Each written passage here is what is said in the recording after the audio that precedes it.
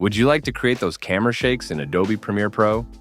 Or these classic camera hits that everyone is using? Let's see how easy it is. But first, let's look at our footage. See how static it is?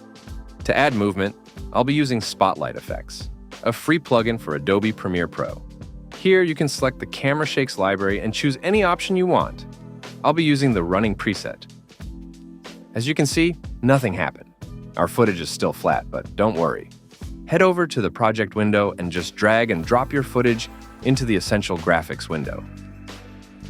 We finally have this running preset up and running. Let's see the difference. I'll be switching this running preset on and off, so you can compare the results. Now, let's not stop here. We can fully customize this item with various settings. For example, you can control camera zoom, position, and rotation with simple sliders. Yeah, this is too much, but as you can see, there are no limits. You can even control the field of view to add this distortion effect.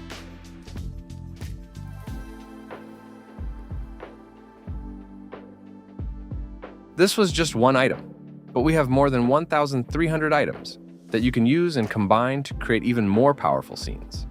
For example, here in Camera Shakes, you have so many options.